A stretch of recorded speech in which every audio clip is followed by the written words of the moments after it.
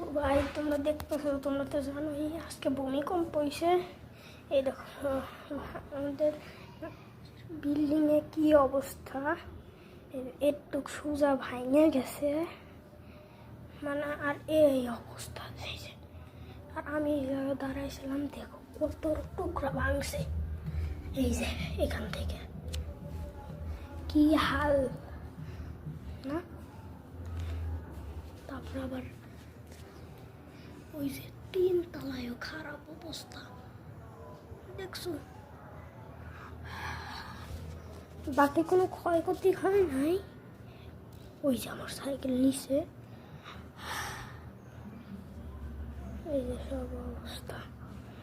এখানে বিল্ডিং চলতেছে আর এর মধ্যে পুরো ভাই ঘরটা কাইপে গেছিল।